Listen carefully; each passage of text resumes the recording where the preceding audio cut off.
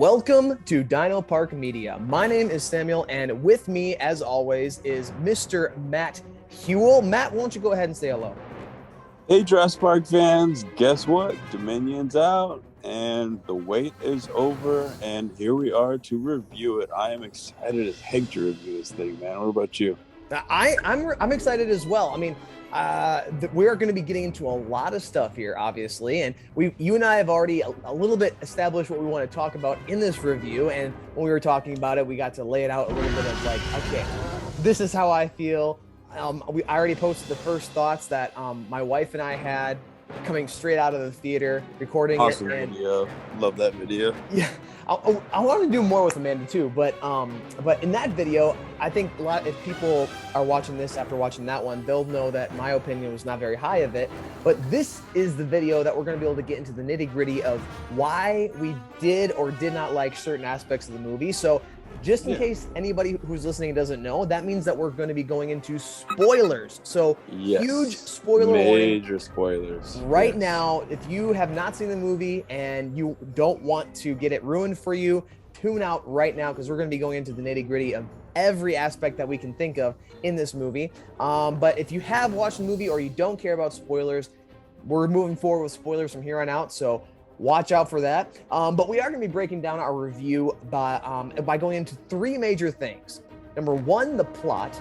Number two, the characters. And number three, the dinosaurs. Now, the reason that the dinosaurs get their whole entire own little portion of the video is actually because, believe it or not, the dinosaurs are not, in my opinion, deeply woven into the fabric of the plot, and so, which is interesting. So they're kind of on their own little thing.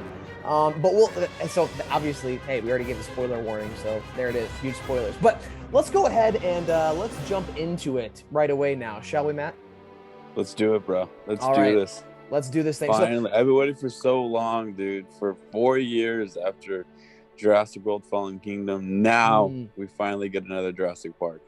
Right. That was a long It's been a long time. It's been a long wait. And actually, going into the first section here, the plot. That's actually something that I think has an effect on the plot, is how long it took to put out this movie, particularly because of the pandemic. Now, I'll get a little more into that in the first place, but let's go ahead and just break down the plot just to make it a little bit basic. And just to, if I was explaining this to a 5-year-old, this is how this movie would go. The movie opens up with establishing that there is obviously something going on in the world that's not right. Movie opens up with that there are dinosaurs loose in the world. People are taking advantage of dinosaurs, having like these dinosaur breeding facilities. Claire is being established to trying to still do her very, she's trying to be a conservationist. She wants to be a huge ecologist. She wants to be a person that's like helping conserve the world and conserve dinosaurs. She's trying, but it's definitely a huge feat that she's attempting. But then with that, then we also see how she's still with Owen Grady, and then apparently they are like in this relationship where they're, they love each other. They don't want to put labels on it. I didn't really get that, but that's fine. But then also they are parenting. I guess you're right about that. Yes, but they are parenting Maisie, which is very cool. I actually thought this was a really interesting dynamic.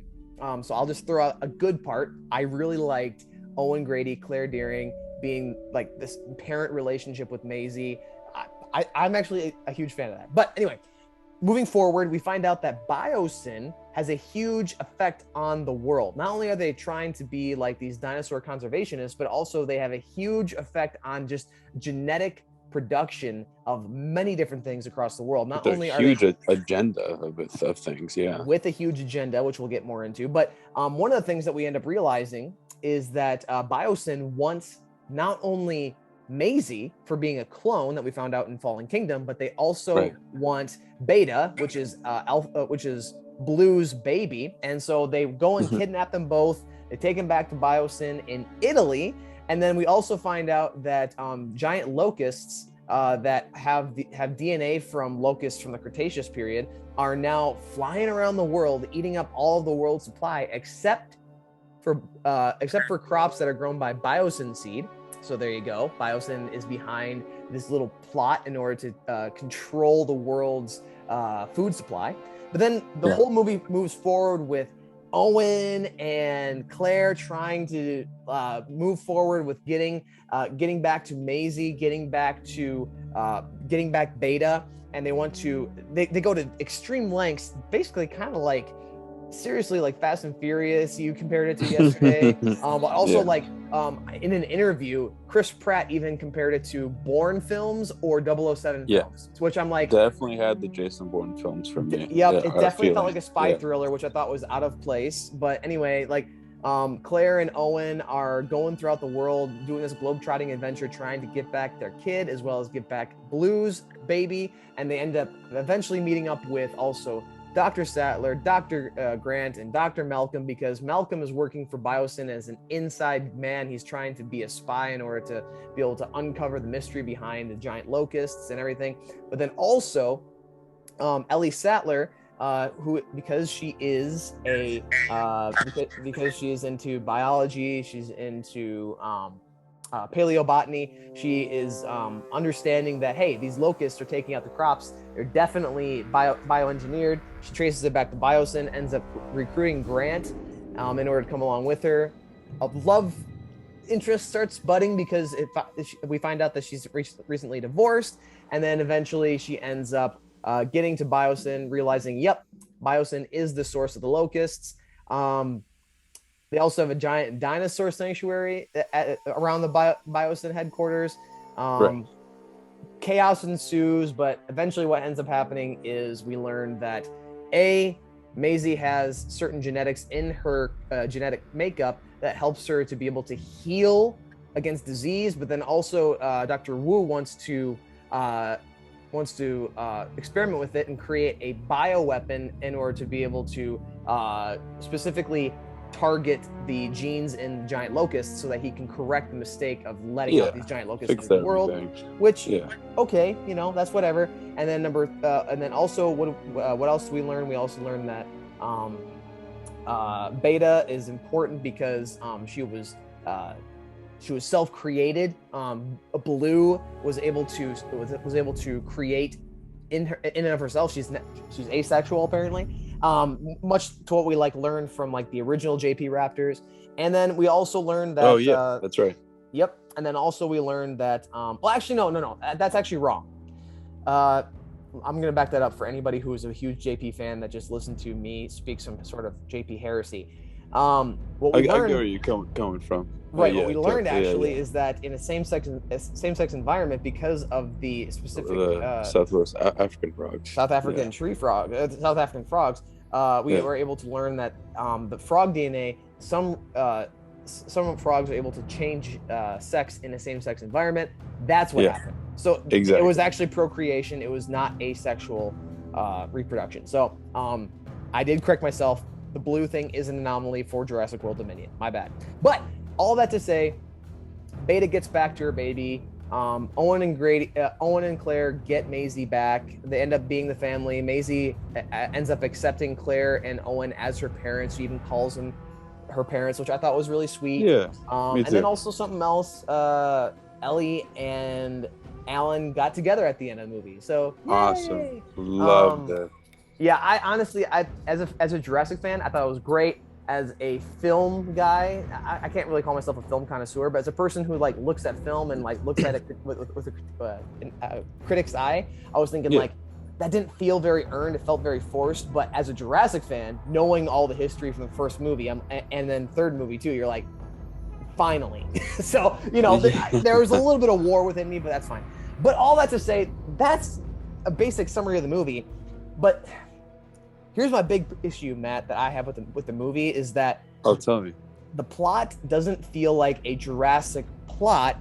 It feels like a side story in the Jurassic World. So instead of being like the plot of a mainline Jurassic World film or mainline Jurassic Park film, this feels like it could have been like a mini series that would have been on Peacock in order to talk about the locusts. Because honestly, the huge driving force of the plot, the locusts.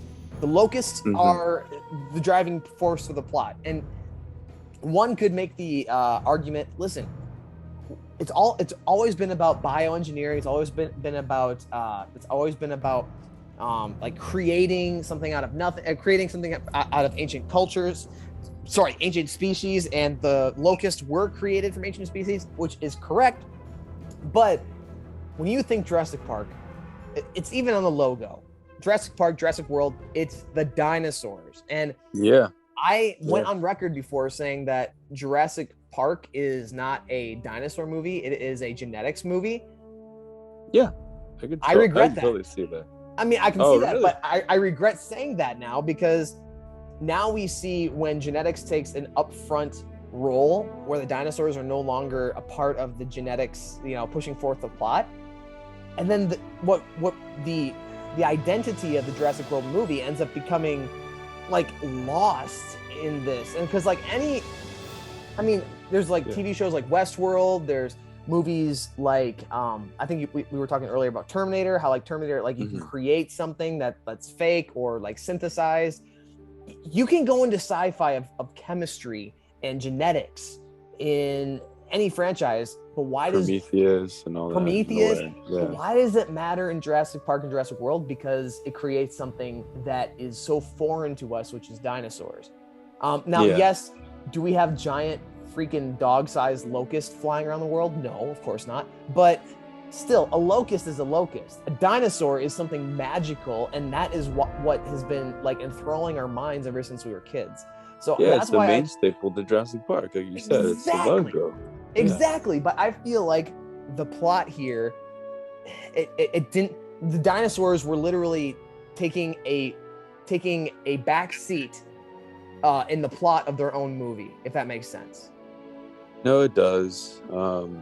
It's unfortunate that that's the case. I think that it would have, like you said, a Peacock sort of spinoff would have been more appropriate for this kind of ordeal.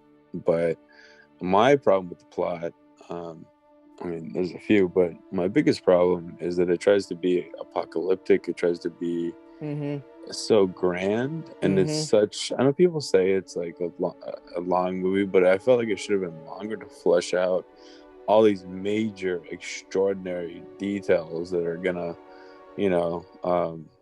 end the world. Yes. So it just felt a little bit too rushed, but that was my problem with the plot. Honestly, I think they could have done it better. The premise is, as we talked about before, is fine, but the execution just wasn't quite there. I thought, Colin did maybe the best that he could, and I admire that, and Emily Carmichael, but sorry, it was lacking a little bit.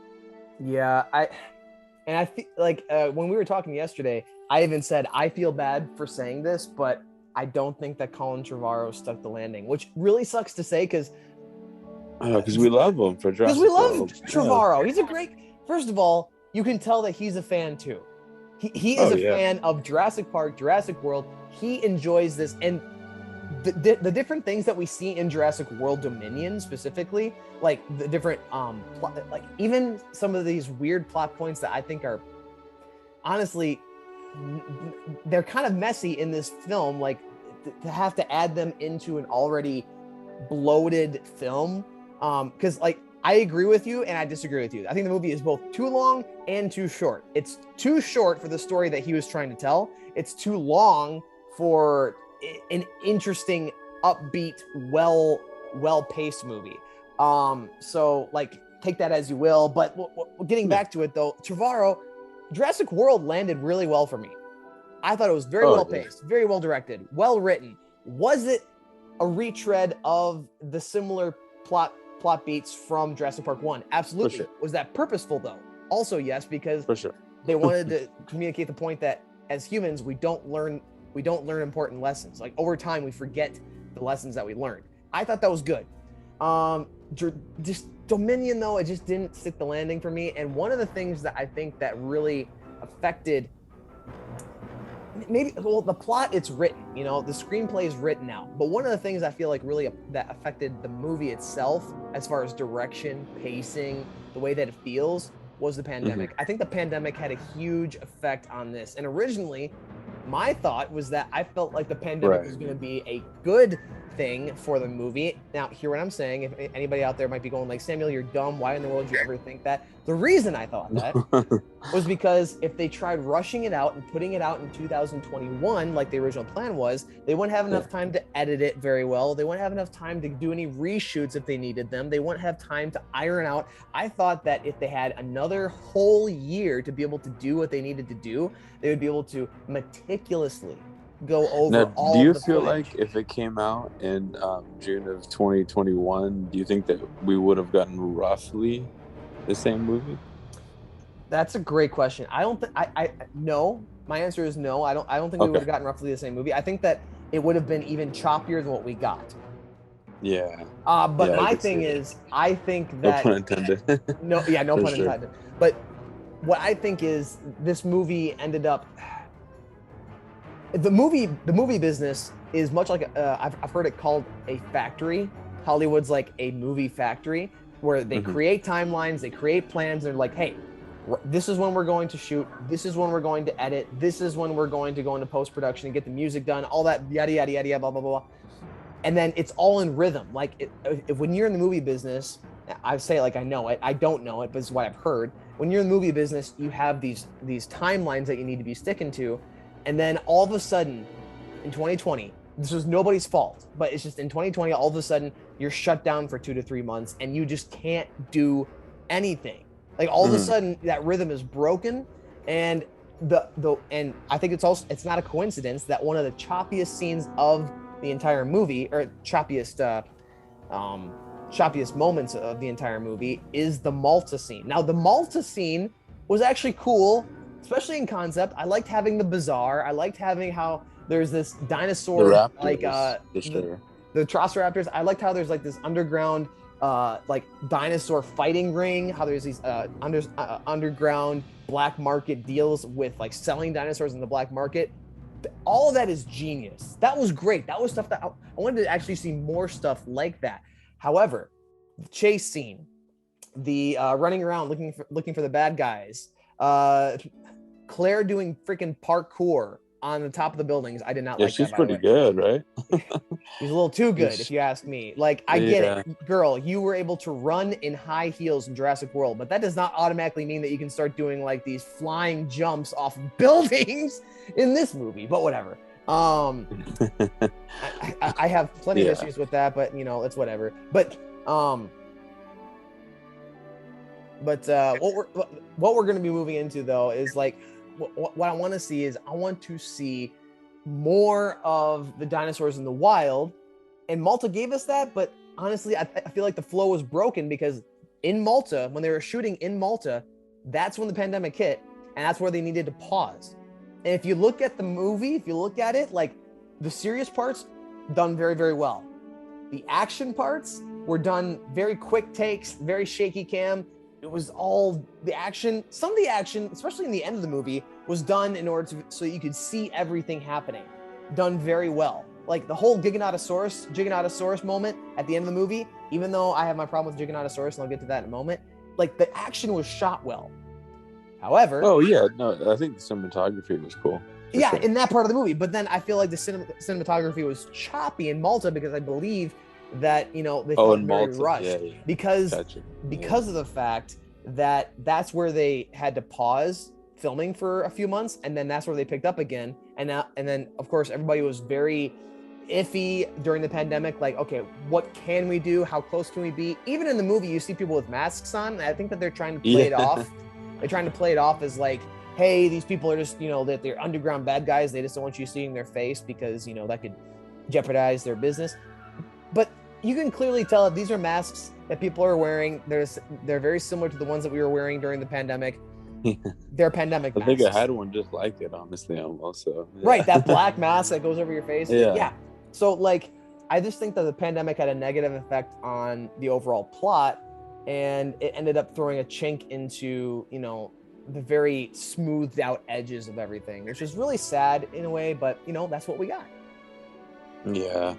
I mean, to fast forward to the climax of the film and the plot, Mm-hmm. the end battle is something that a lot of people are sort of lukewarm about, and rightfully so. I feel like it could have been handled a lot better, and I feel like as a Jurassic Park film, you want to have a really cool, like, badass fight, right, with dinosaurs. Like, we get that a few times, but this is the last move, or not, they say it's the conclusion, right? Take that however you will. Right. If this is the quote unquote conclusion, I want the coolest dinosaur fight that we've ever gotten. Cooler than JP3, cooler than Jurassic World.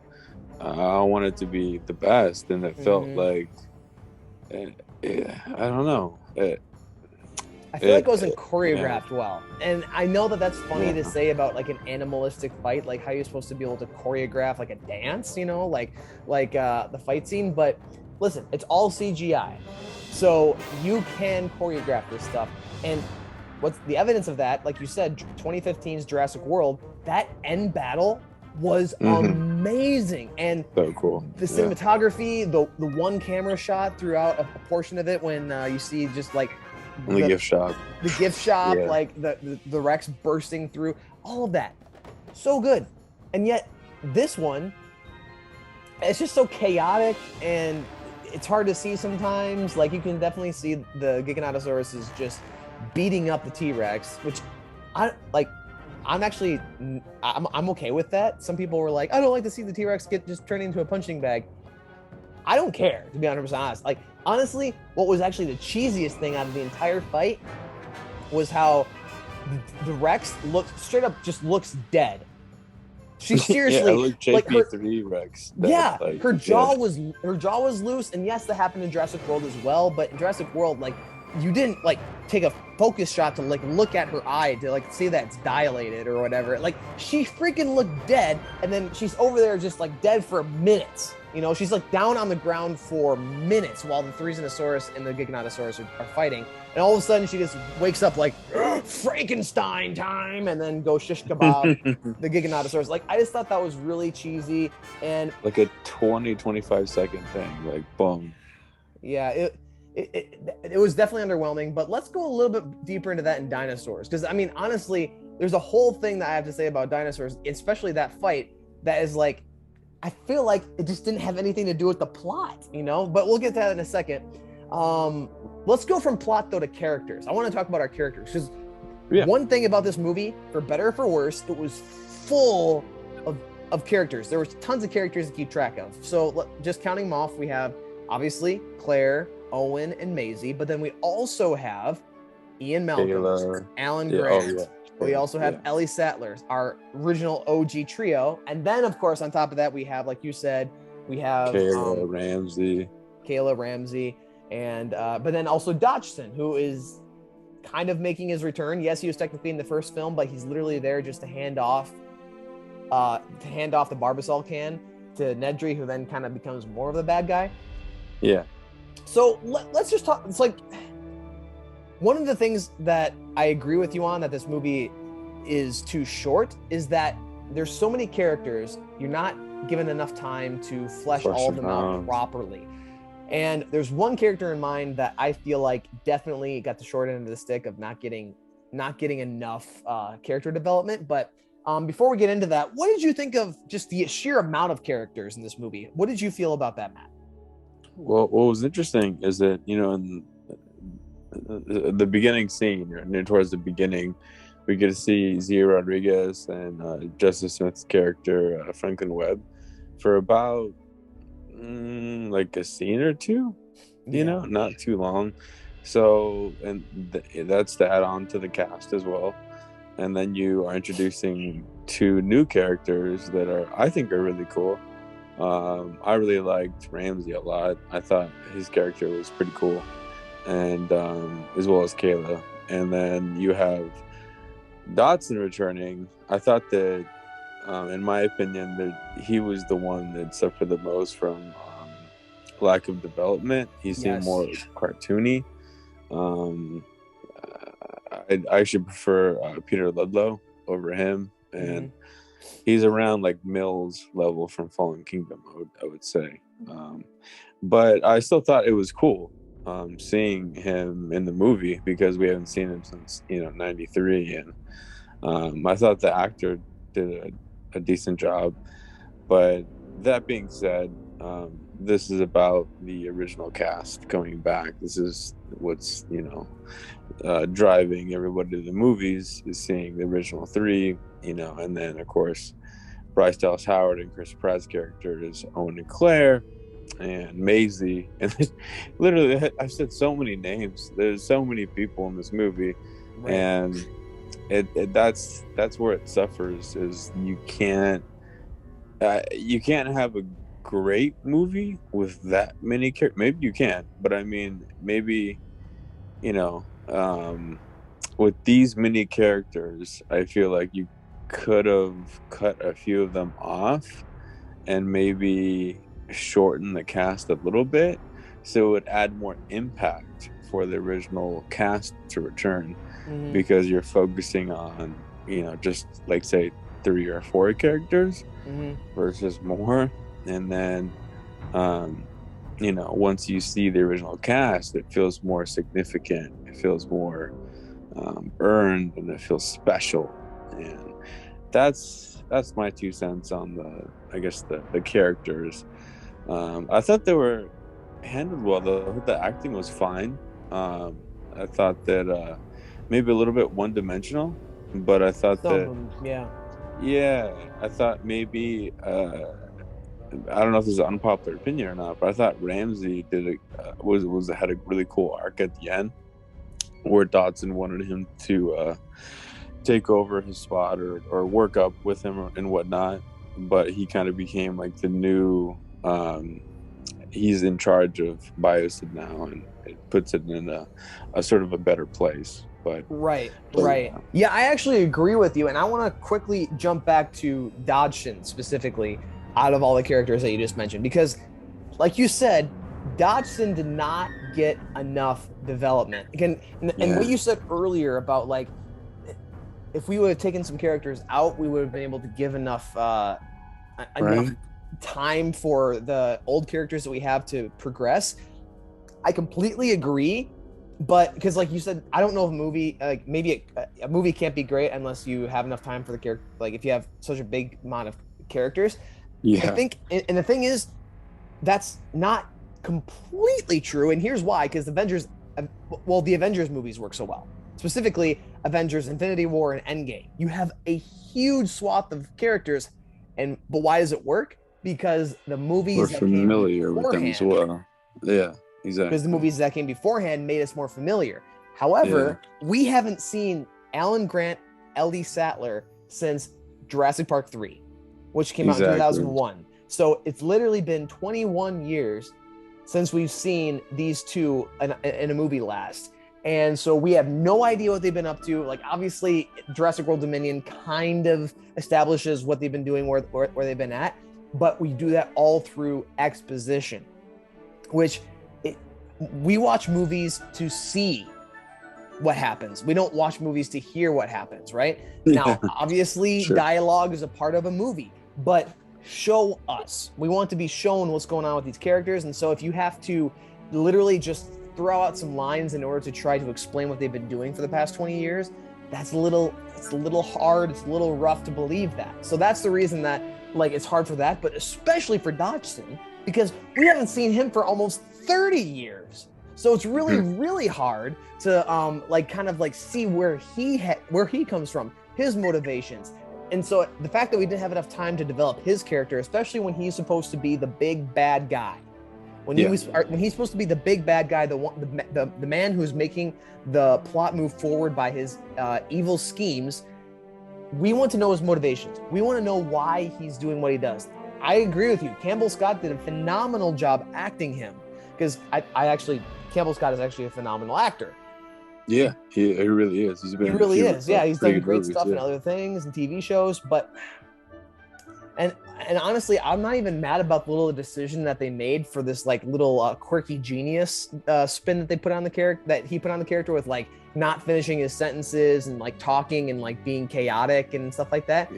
I didn't mind that, but here's the thing: there's also this idea of like, I wish that they would have leaned into that more. Because like the thing is, Yeah. Dodgson, what we learn about him is that he got to his position in the company because of taking long shots, right? So Did you get that flashback from Camp Cretaceous with Cash just for a second, where he's like exploding, like just oh with yeah, Dodson for a second? oh my word, For a split second, I did too. I was like, yeah, when Dodgson just decided to be stupid, you know, and start banging on things, it does make you feel like, wow, that's like Cash's dad or This is the something like leader? that. Yeah, it's Yeah. like Cash's like neglectful dad, but whatever. Like the thing is, like, okay, yeah, that was a little too personal, a little too deep, but like I wanted to see more of Dodgson's characters and more of his like the reason that he does his things, his motivations, because of the fact that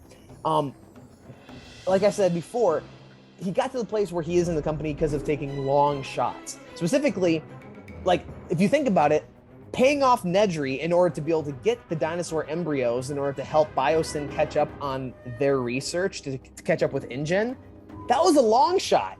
Literally, you had to put all of your trust in this programmer who, listen, he's already being paid enough money to be able to betray his former employer. He could be given more money to betray you too. So like going off on a limb and trusting Nedry in order to get you the embryos, which eventually he doesn't even do in the movie because Nedry dies. He somehow gets the Barbasol can, which is, you know, like, of course that all happens off screen. He just randomly has the Barbasol can, literally done just to give us, the audience, the Jurassic Park audience, specifically Jurassic Park diehards, a little bit of fan service. I liked it. I also thought it kind of felt like a little bit like a Anakin Skywalker's lightsaber from Force Awakens. How the frick did it get there? But whatever, you know, like, like whatever. But all that to say, yeah, the Force got it there. But all that to say, like, Dodgson was not in the movie enough in order for us to really see why he's a bad guy. Yes, he's got some sort of bad guy motivation. He wants to be able to kidnap the girl, and he doesn't care how she's kidnapped. But then again, also the fact that she gets kidnapped is because it's for a really good reason, so that humanity doesn't die. Okay, right. You know, like, so is he a good guy? Is he a bad guy? Like, but then it's like, yes, he is a bad guy because he wants to exploit the dinosaurs. He wants to just make money. He's doing all this for money. It's like, he created the problem of the locust in the first place. Sure, but why? Show us how he takes long shots, how he cuts corners, how he does things like mischievously in order to get to the point where he's at. Don't show us, like, because like the whole idea of like how he's acting like he's a genius, the head of Biosyn, but he can't even finish his sentences, that like chaotic genius. I wish that would have been like him. He's posing as a genius, but really the reason that he's gotten so rich and so high up in the company is purely because of long shots. If they would have explained that part of his character better, and they would have shown that, man, I would have had a way better time with this movie. I would have had a way better time with specifically with Dodgson. But I feel like Dodgson just didn't earn big bad like I wanted him to. He didn't earn being a big bad villain for the whole Jurassic Park series, like Nedry, like Ludlow ends up being, like, even Hammond is a bad guy in the first movie, you know, if you want to think about it that way. But I don't think of any, I honestly don't think that any of the Jurassic World bad guys have gotten to that deep of intellectual, intelligent villainy. So it's unfortunate. And then I want to go back to the Barbasol can too. Yeah, okay. That is a great comparison of Luke Skywalker's lightsaber and Force Awakens to, you know, how the heck did it get there? It's like, I know in Camp Cretaceous, like in the preview for the new season, they retrieve it or something. So, and that takes place in the late 2010s. Mm-hmm. So obviously it's still there. It's off canon, but it's still there in 2016 or 17. So something happens. Yeah, and so it somehow got back to him, and like Mascherano said, it's a good story for a different time or whatever. Right, that will never get told. And technically, they get told kind of in a comic book, but I don't want to get into that right now. But but like when it comes to the Barbasol can, I'm wondering if they're going to be telling that in Camp Cretaceous season 5. I hope But so. Yeah. like all that to say, still, you shouldn't need other outside media to get you to where you are in order for you to understand what you need to know in this movie. Now, I think that Dominion gets off a little bit because the Barbasol can is literally just it's just an Easter egg, right? It doesn't seem like it's poignant to the overall plot. But even if it was, the plot is so weak. Because like I know I'm going back to the plot, but you know, like you were talking about how it didn't feel like a world-ending event. Mhm. Like you don't feel that like urgency and stuff like that. I completely agree with you. And honestly, I think it's because you never see it. Like you hear like, oh, listen, our crops are going, so like it's gonna be bad. But like then you see people on Malta thriving in the black market. Everything seems fine and dandy. Like you don't see any suffering. So it's like it's really hard for me to believe that the world's on the edge of, you know, collapse here. You know how I would have believed that the world is on the edge of collapse? How so? Dinosaurs. Because dinosaurs, if they would have been breeding like crazy and they would have been eating up there all was of no the world's deaths food in this supply, movie. if they would have been eating people, if they would have been in the stinking cities, if we would have actually had the scene from the prologue that was posted on the internet in the movie where Rexy is running around in a drive-in theater, why the heck do we not get that stuff? I know. That's I what I think came to that the should movie have been for. in the film. Like I know maybe it's an unpopular opinion, but I think that should have been in the film because it sets up the not only the T-Rex and Jacob sort of rivalry that goes back for 65 million years and 65 million years later, but also the sequence where you see the T-Rex in the theater attacking. I mean, like that's pretty cool. It's an awesome little clip, a prologue, but we didn't get it, and we didn't get anything like it either. I mean, like in Malta, where that dude got eaten by the Allosaurus. Was the only thing I can really think of. Yeah, like as in like a chaotic look at dinosaurs running rampant in the wild. Honestly, where we are at in this movie, it seems like the dinosaurs are under control, and I didn't like that at all. I don't want to see dinosaurs under control. I want to see them roaming free and causing chaos. Like, honestly, I think this whole movie is just underwhelming because I know that us YouTubers set this really high bar, you know, for like expectation. But even the promotional material sets a very high for this movie that they officially put out. Fallen Kingdom, even like at the end, the Fallen Kingdom. You see pteranodons in stinking Las Vegas. This is a big deal. This is a really big deal. And and then also look at all of the wildlife conservation, like dinosaur website that they put out recently for the promotional material. Oh right, yeah. Like you have a bunch of videos of like people recording dinosaurs, and that's all we get, like little clips of that like, aren't even in the movie. That aren't even in the movie. I know, that sucks, dude. It's like I would have loved to see the Jurassic Park 3 Velociraptors, like because there was like that clip that they were somewhere around and attacking somebody. And I'm like, you can put that in a little clip, but you can't put that in the movie, right? You know, I mean, and I think as Jurassic Park fans, and you know, like film critics, I don't know if we can officially be called critics. We're just fans, but this is where it's hard to balance. It's hard to balance being a fan and being a critic because of the fact that on one hand, we want the movie to be fuller because we wanted to have all this Jurassic Park stuff. But if you think about it, it would have been way too overbloated, even more than it already is. Because I already told you earlier, I have this weird dynamic in my mind where I believe that the movie's both oversaturated while also being underdeveloped at the same time.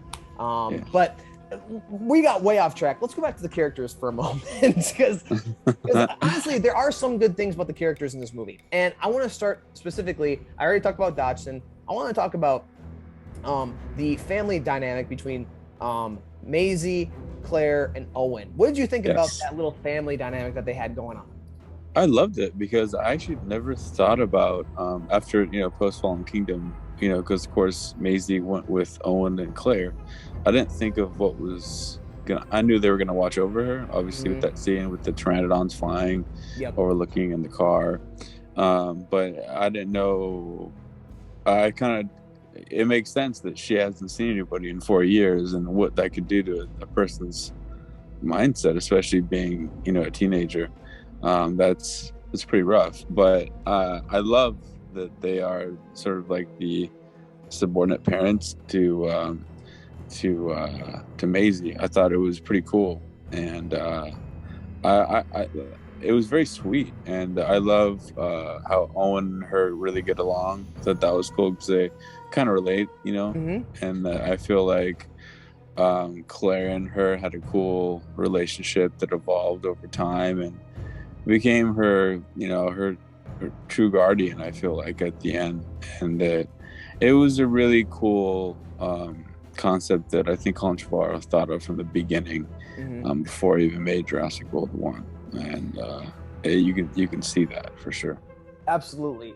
And I agree with you. This was a great dynamic between all of them. Having Owen and Claire be surrogate parents for Maisie is so good. And honestly, it kind of gives you the warm fuzzies.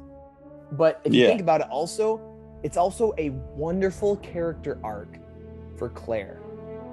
Some people sure. thought that there was like this like breakneck whiplash of character of a character between Jurassic World 1 and Fallen Kingdom for Claire, where they thought that she went from capitalist to naturalist way too quickly. But if you think about it, I think Hammond had a way more Yeah, natural development between JP1 and Lost World. But I mean, still, it's very fast. It's still very fast. And also, if anything, I think that Bryce Dallas Howard having her nephews on the island, and then like unlike Hammond and JP1, because he was actually apart from his grandkids for most of the movie. they'll If you be think about it. fine, Yeah, right? he like leaves them in the hands of Grant and Malcolm and the lawyer, which mistake, but whatever. And Yeah, Grant got him through, thankfully. But like, you gotta but go. You gotta go. but Bryce Dallas Howard, she spends a lot of time with her nephews at the end of Jurassic World 1, So you actually get to see her kind of develop this, like, I kind of actually do like kids and I do care about my nephews. The second Yeah, movie, she's trying to be like nurturing and like almost motherly to dinosaurs and such. But then the yeah, third movie, it's great. I think it's a great cap to her character arc. She actually gets to be a mom. She goes from a person who not only was a capitalist, and not say that capitalism is like terrible, but like ultra capitalist, yeah, where it's like, listen, I don't care about anybody or anything. I just care about my bottom line. She goes from that, not caring about even her own nephews. She kind of like waves them off when they first get there. She doesn't see them very often. To then in this movie, she cares about dinosaurs. She cares about the environment, but she also cares about her daughter to the point where she's like willing to adopt Maisie and have her be her child. It's yeah. awesome. It's honestly, it's a great character arc for Claire. I feel like Bryce Dallas Howard did a great job with bringing this all to life over the course of these three movies. And if there's Heck one, yeah, it showed her humanity for sure. Like from absolutely, progression, 2015 to 22.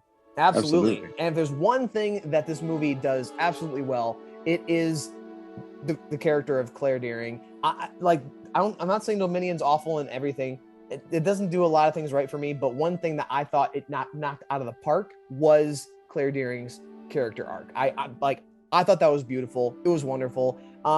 Maisie, I feel like she is still more of a plot device than an actual character because of the fact that she was cloned, learning also that she was, born she was actually born, she wasn't just like made in a test tube, which is, to me, I'm thinking like kind of a missed opportunity. I wish that she was more of a test tube kid, because then that would have been more It's almost a interesting. retcon. Like when I first second of viewing, I was like, Yeah. oh, Some okay. people are straight up calling it a retcon. I think that it technically still does work within the story, because Yeah, for the sure. idea of like Yeah. development and uncovering the truth. Like you only have a partial truth in the second movie, and now you have the whole truth in the third. Whatever, I don't care. I still feel like it's weird. However, when Maisie is with Owen and Claire, that family dynamic, wonderful. I think specifically the family dynamic between also Claire and Owen. Sorry, not Claire. Maisie and Owen, seeing that like father's baby girl type of like little Yeah, relationship. that was awesome. I thought that was great, especially because I love Chris Pratt. I think he's a great actor. I do not like Owen Grady so much. I think Owen Grady's a fine character. Really? I don't think that he's important. I feel like anybody could have acted Owen Grady because he's not really that deep of a character. However, he was the most human, as well as Maisie. Those two are the most human when they're interacting with each other. Yeah, they had that bond, and it was Right, really and nice. it actually felt like real people. Yeah, but then on the campfire and whatnot, it felt real. But to go back to your point earlier about dinosaurs kind of lacking not only screen time but just like their presence in the world.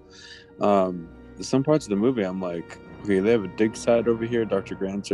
Like, what if a dinosaur just pops out of nowhere? You know what I mean? Like, they don't really. It feels safe, if that makes sense. It doesn't feel like there's any danger. You know? Yes. Yep. Like, I feel like everybody's way too comfortable in this movie. Yeah. Even like when the Apatosaurus comes into the lumberyard, which I thought was a fine shot. Like, it was beautifully shot. That was cinematic. It felt really cool. I thought it was fine. Good CG. But everybody was just looking at the Apatosaurus like, dang it, another giant animal is in here again. What are we gonna do? You know, like they're not panicking. They're not going like, holy crap, this, dinosaur. Everybody's just kind of sitting there going like, okay, we're just kind of chill. We're just kind of annoyed. Let's just listen to the 14-year-old. Let's listen to the 14-year-old and do the flare thing. I didn't have a huge problem with that. I thought it was beautifully shot. I thought it was a good scene. But it's indicative of a larger problem with the movie, which is it seems like the dinosaurs are way too under control.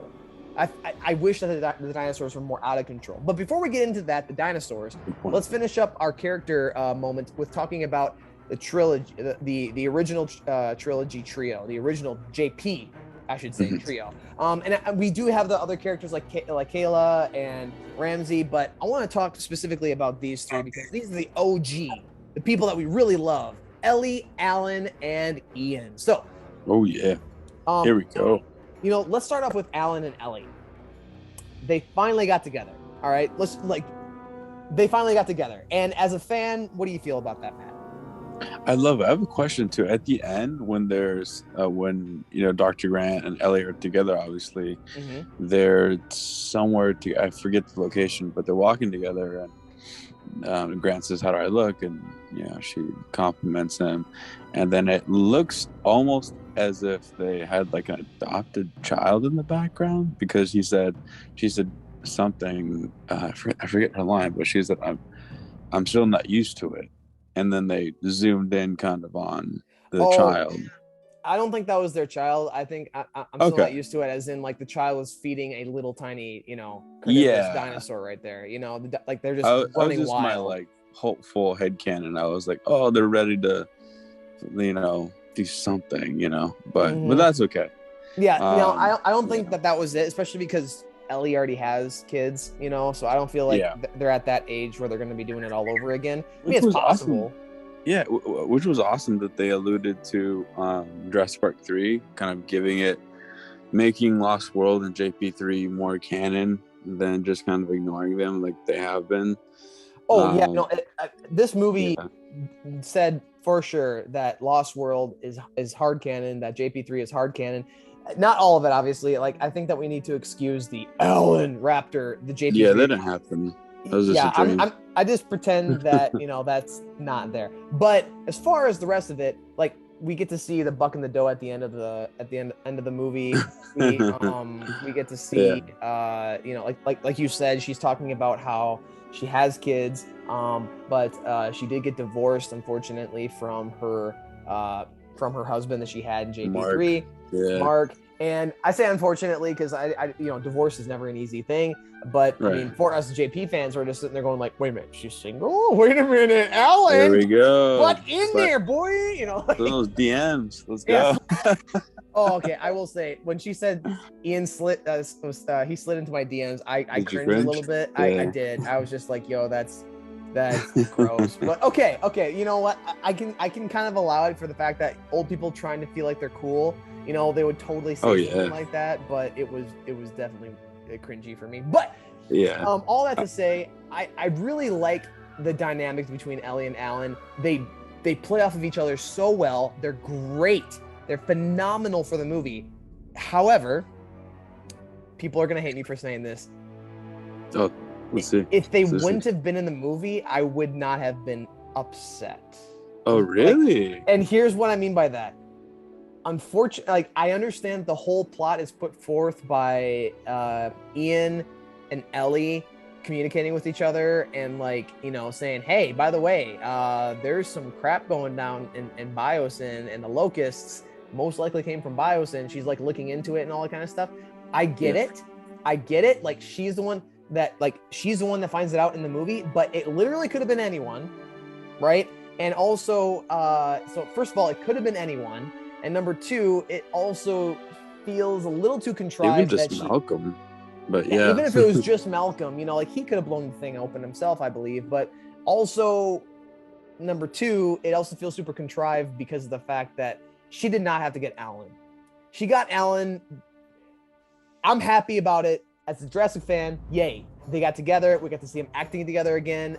Laura Dern, Sam Neill. They have a great chemistry together. Wonderful. Oh, yeah. But like you said, fan service. I just think it was fan service. I don't think that it was actually anything that really put forth the plot in a meaningful way. I mean, speaking of fan service, to finish my point with the characters, I wanted to, I guess, allude to more. I think that they handled the characters well. I felt like it wasn't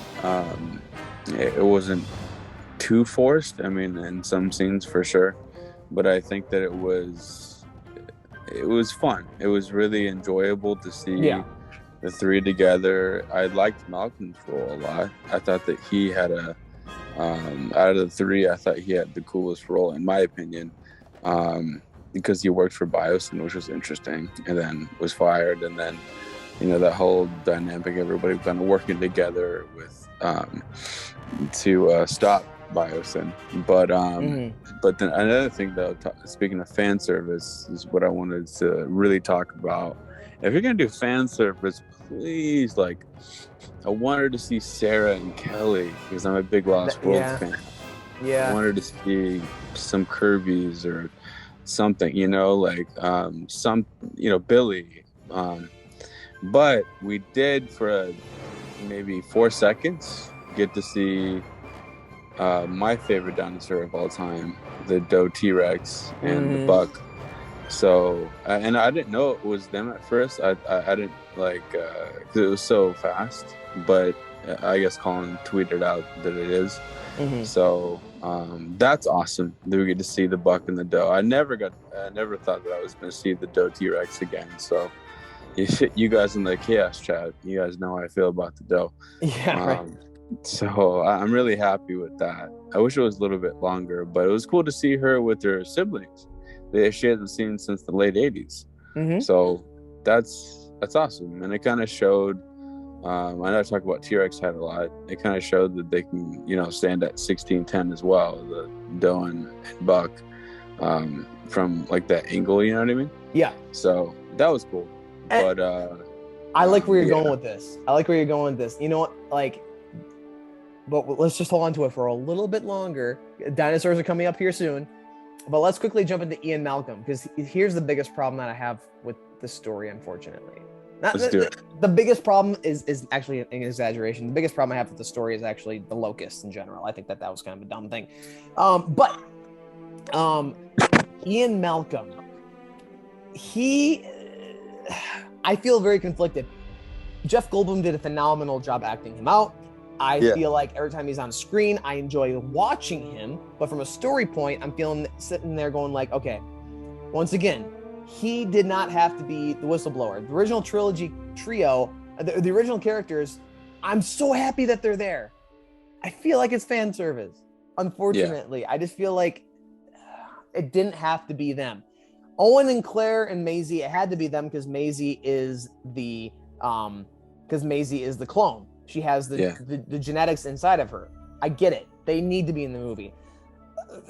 Ellie, Ian, and Alan, it felt like a stretch for me though. And it's sad for me to say, but specifically Ian Malcolm, at the end of the movie, like you don't even know what happens to him. He just kind of like disappears. Like, yes, he's part of the people that are talking and stuff like that and whatever, but like he just unceremoniously just, hey, by the way, he's done. So you see Ellie and Alan, hey, they're gonna get together. You know, they're a couple now. We're all happy. What happened to Ian? He's gone.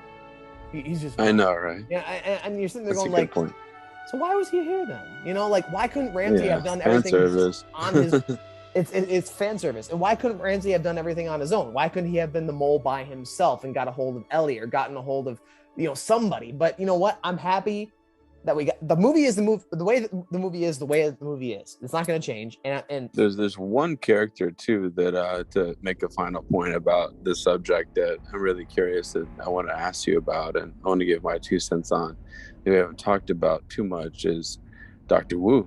I felt like his redemption was, I liked it. Some people really like it, some people don't. I really dug it. I liked that he was concerned about Maisie, because like in Jurassic Park, at least in the novel Jurassic Park, he was, you know, a bad guy, and right. then Jurassic Park 1, you don't really know. He seems a bit overconfident maybe, but not a villain.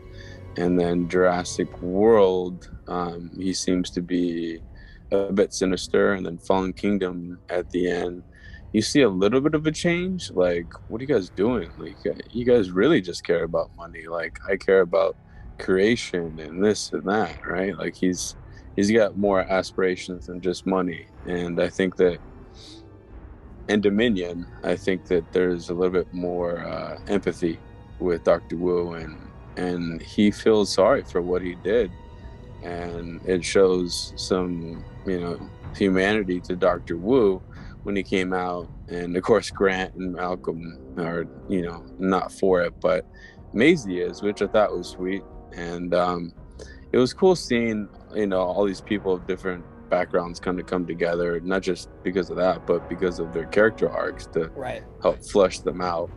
And so I love seeing Dr. Wu's redemption. What about you with Wu?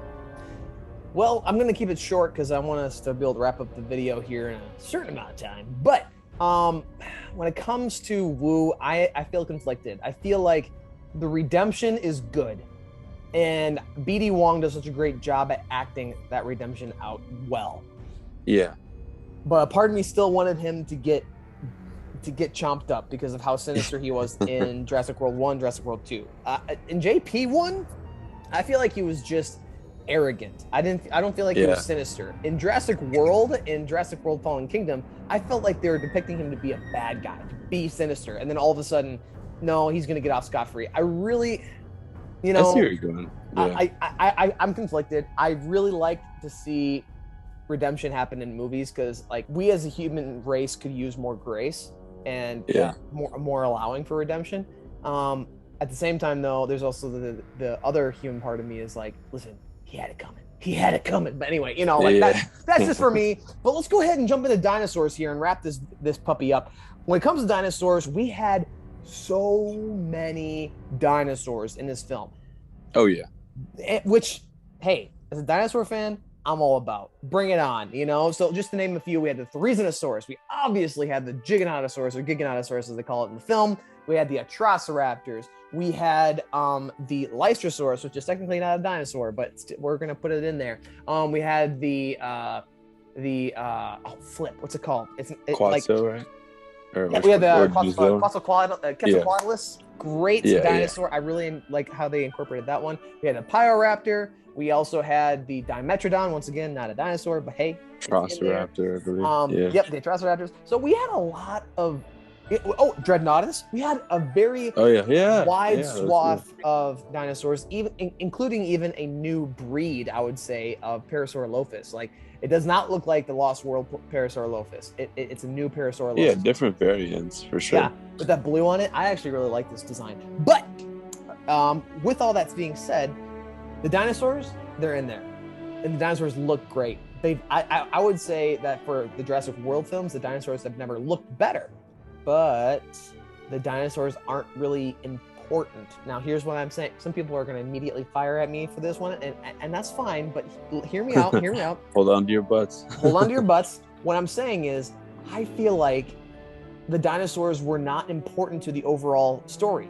I wish that they Yes. were. I feel like the thank you. locusts are more important to the overall story than the actual dinosaurs, which is so unfortunate to say. I feel like the dinosaurs, the things that Jurassic Park was literally built on, was dinosaurs. I know in the past, I personally have even gone on record saying that Jurassic Park franchise is not a dinosaur franchise. It is a genetics franchise. I eat my words. I take it back. I apologize. We just found out what a Jurassic Park or Jurassic World film is without the dinosaurs front and center being the motivation for why the movie is happening. And we understand why that's not the way that these movies should be made. Because it's boring. Yeah, no, I agree. I agree. Now, I will say the way that they incorporated dinosaurs was fun. The tension in the scene with the Threesinosaurus, and Claire was interesting. And also the Atrociraptors were, they're tantalizing to think about on paper, in practice. Could have been handled better. They look cool. I just wish they would have come back. I wish that they would have that they would have been like at the end fight maybe or something. Yes, I wish they would have been shipped to Biosyn, because then there would have been more of a reason for them to exist. Or the Pyroraptor. The Pyroraptor literally is just there in order to provide another attempted foil for Chris Pratt, who literally for Owen Grady and Kayla, but they get out of it scot-free, and the Pyroraptor you never see again. Like it's that kind of stuff that bothers me. The dinosaurs are literally there just for and this happens moments, rather than because this dinosaur is here, then this happens. And what I mean by that is, for anybody who's heard me talk about like storytelling and like plot making and storytelling and stuff like that in the past, like if you're making a story and then and then instead of saying, if you're making a story, you want to be able to say, I put this here so that this happens, rather than this character is here and then this thing happens.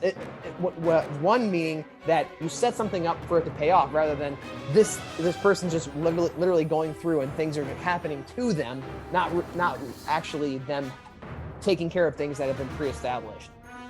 So the dinosaurs literally are just things that are happening to the characters, rather than things that are actually being built up to be important parts of the movie. And with specific dinosaurs too, I don't know, man. The jig is cool, but I don't see why. Just like you said with Grant and Sattler, I don't feel like it needed to be in this movie. It didn't. It really didn't. If anything, where was the Spinosaurus? Like that could have been the cool rematch, because they kept alluding to a rematch that we didn't even get to see in the movie. The prologue just, but right. I would have rather seen the Spinosaurus versus T-Rex, but and a much cooler fight as well. One-on-one, mano-a-mano, but the Giga just was there, and I didn't see the Joker comparisons that people were. Well, that Colin Trevorrow himself said. I didn't understand that either. Yeah. I didn't get that, but when dinosaurs were on screen, it was great, and I think it's because of what you're saying, because the dinosaurs should be more in the main focus of the film, and they're not. So when you get to see them, it's a big treat, because it's like, oh yeah, the T-Rex is right there. Okay, cool, all right, let's make something happen here. And then unfortunately, with the cool dinosaurs they have, the Giga looks cool, T-Rex awesome, all the dinosaurs, all the different raptors, cool, but underutilized is the best word I can say. Yeah. Yep. And honestly, I can't say anything beyond what you just said. Underutilized is, I think, the perfect way to say how the dinosaurs were used in this movie, is that they were underutilized in a movie about dinosaurs that's literally called Jurassic World, so I know. I think that's all that can be said about the dinosaurs. They look good, but underutilized. So I think that brings us now to our final ratings. Let's go ahead and let's provide our ratings out of 10. Now, like, you can do like a 7.5 or like a right on the money 6, but out of 10, go ahead, Matt, give me what your number is out of 10 and explain why. So for me personally, if I got to give it a final score, let me just say this. I had a lot of fun with this movie. a lot of fun. And I thought that the action was, even though it wasn't what I wanted it to be, and it gave me what I wanted, it still gave me a lot of cool action that I like in a Jurassic film. And the nostalgia beats, were awesome. I love the characters. That being said, it did feel more like a popcorn film.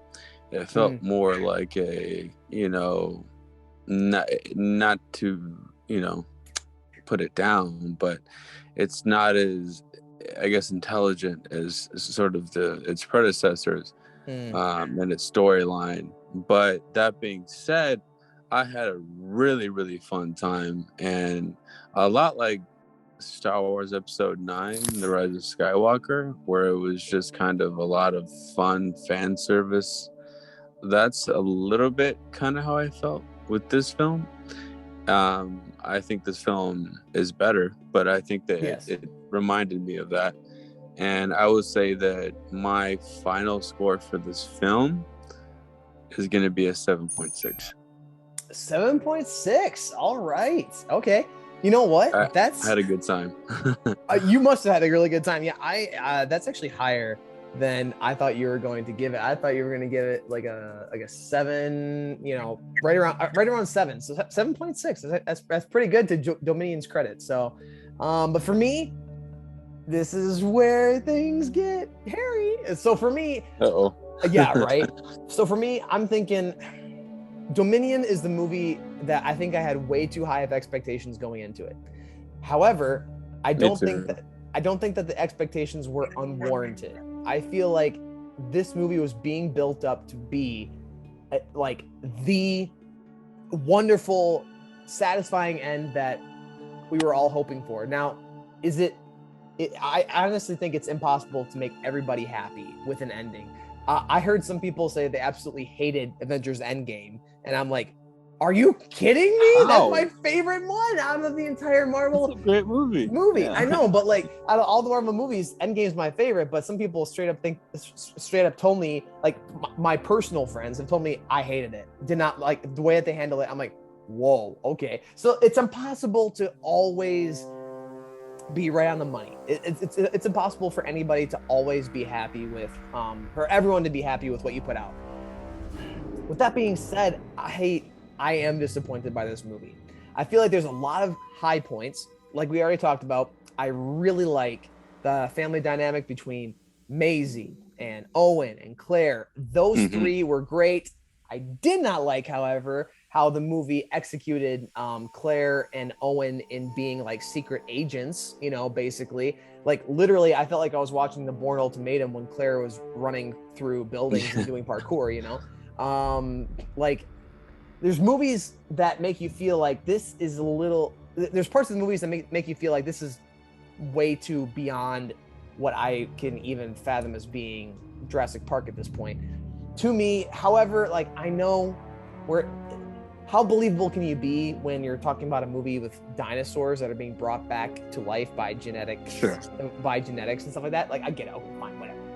But with all that being said, as a fan, I was giddy about some things. As a movie, as a person that just enjoys a good story, as a person who's like trying to write books right now, who enjoys writing my own stories, there's so many faults with this. Yeah. There's so many faults with this. And so ultimately, like if I was purely going off of my storytelling aspect, the Samuel who likes to write like books and stuff like that, I would be giving this thing a 4. But my final one, because I'm a hardcore Jurassic Park fan, and the things that they put in there made me just geek out beyond anything. Really enjoyed Ellie and Alan's relationship at the end of the movie. Enjoyed Ian saying some of his famous lines. Enjoyed some of the moments when the iconic Jurassic Park piano score comes in at the perfect moment. The nostalgia, when it came in well. So that automatically bumps this movie up to, I'm gonna stick with my 6. I'm gonna give it a 6.2. All right, just because I'm gonna give it a All 6.2 out of 10. So with that being said, you gave 7.6. I gave a 6.2. So that gives us a overall score of 6.9. We are officially giving the Jurassic World Dominions an official 6.9 out of 10. And I think it's a little high, but you know what? That's what it is. Like this movie for us gets a solid D plus. So, but you know what? Yeah, exactly. It's a fun movie. It's a turn your brain off movie. I still think that people should see it. This movie still ends up deserving every dollar that it makes. I don't think it was as good as it could have been, but it doesn't mean that I don't like it. So with that all being said, I mean, what are your final thoughts on the film there, Senior Matt? What do you think? Man, I really feel like people should, when they go into this film, even if you're a diehard, don't have these super high expectations. Like it's going to be Jurassic Park from '93. Just have a really good time with it, because there is so much to love about this movie, and I encourage people to watch it because it is good. It's not a bad movie by any means. So yeah, sure, it didn't live up to the potential, but it doesn't mean it's not a worth $10 to go see or whatever. Right. I have to say though, like, yeah, that's 7.6. The reason why I gave it that was because I feel like I look at it just straight as a popcorn film.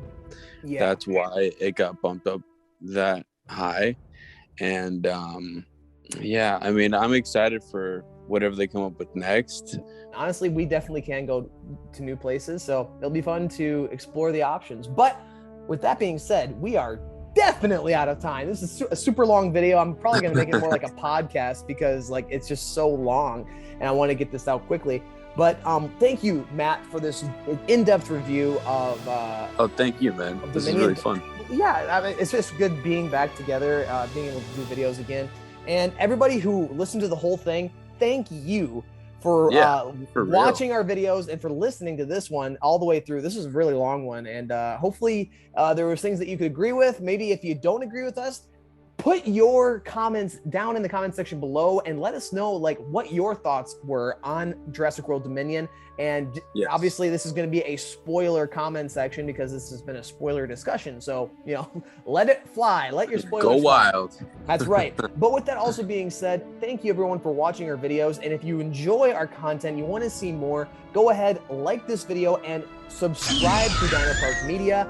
We are on our way to 1,000 subscribers, and we are so thankful for everyone who has subscribed so far. And we're just looking forward to seeing how we can continue to grow from here. Hopefully, like the Jurassic franchise will hopefully continue to grow. But also with that, if you want to support us directly and help us to be able to put out more videos like this and to stick to our schedule, you can also support us directly by buying some of our merch off of our merch store, and that link is down in the description below. But guys, before we go, thank you again for joining us. Thank you for everything that you do in order to help us on our channel. And before we go, know you are loved.